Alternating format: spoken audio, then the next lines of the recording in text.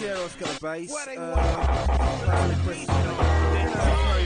Group the right through you, possibly in suspicion of recent assault. We're going to enact stop search powers. Ladies and gentlemen, the stop and search process. Potentially dangerous, potentially courteous. Stop and search me, search and stop me. Either way, lead it to the outcome of the story. What we've got to be clear about is that young people, by and large, don't all walk around with hoodies on and stacked up with guns and knives. That's not true. Young people, by and large, are good young people. But we have had an increase in the number of fatalities, and young people who are carrying guns and knives are getting younger and younger. That's a fact. Here we go again. These coppers coming over while I'm chatting with my friends, just chilling on the ends. Reasonable cause, I suppose. Probably because my clothes, they see the hoodie and they think I'm one of those. The current climate that we're in is perfectly reasonable and it's justified, and it's logical and rational for the police to be stopping and searching people. I think I've been conditioned to it. I don't see... Well, I see what's wrong with it, but I live day to day with it. It's the everyday hunter that lives in that environment. They see it as normal, and I'm the average day hunter that lives in this environment, and I see it as normal. Don't really see any guns and knives. I think it depends where you are, really. The Hispanic community are aware of what is happening. They do agree with stop and search.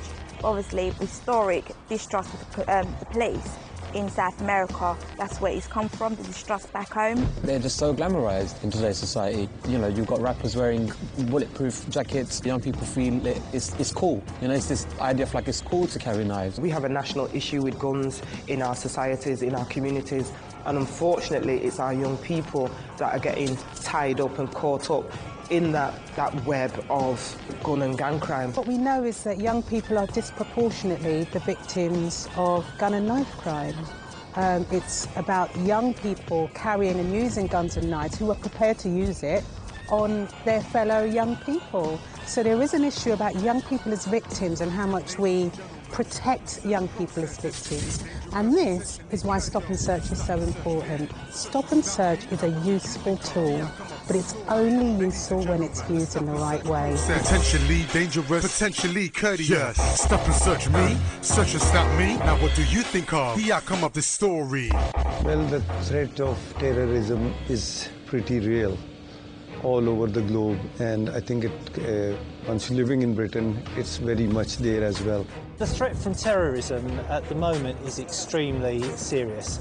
We're at a level called severe, which means that we expect an attack to happen, and we've seen in the past 3 years the outcomes of some serious attacks on London which have been able to carry themselves right through to bombs on the Underground in 2005 and to last year's attack at Glasgow Airport and in central London.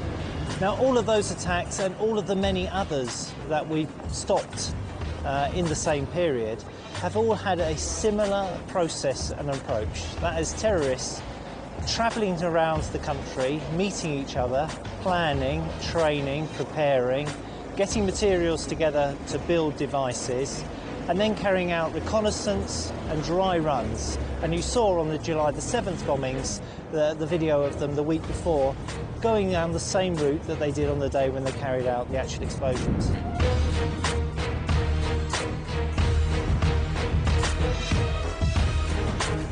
The powers of stop and search have existed for centuries in one form or another. The main powers of stop and search that are used now require reasonable grounds of suspicion.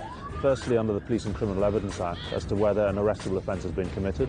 Secondly, under the Misuse of Drugs Act, as to whether there's reasonable grounds to suspect a person has unlawful drugs in their possession. Hello, sir. Can you just turn the ignition off and come join me on the pavement, please? And thirdly, under the Firearms Act, where most commonly it's used to deal with offensive weapons. And again, in all three cases, reasonable grounds are required. Yes, everything's fine, although I would like to do a search on your vehicle as well. You know, if a person matches a description, fine, but there must be other reasons as to why you're stopping them. And more often than not, there has to be other reasons why you're searching them. You know, one explanation sometimes isn't good enough for young people and adults as well. You know, there might be something very specific, you know, a scar, a tattoo, the size of somebody, the build of somebody. You know, all these things make up a stop and search, not just one thing. So it's all in the explanation and how you talk to people, basically. Parliament has recently introduced two pieces of legislation where reasonable grounds for suspicion are not required. The first is under Section 60 of the Criminal Justice and Public Order Act in relation to the heightened level of use of guns and knives where offences of violence have occurred in a particular locality. You act in a way that you'd like to be treated yourself if you're in that position. I think that goes with anything that the police do. I don't think there's an issue with how you do your job then. The other is under Section 44 of the Anti-Terrorism Act, where again reasonable grounds for suspicion are not required, but police officers are required in both circumstances to tell the individual why they have been stopped and why they are being searched. We've had information from our CCTV cameras. Every now and again they've seen you lift your phone up when they think that you've been taking photos on your camera.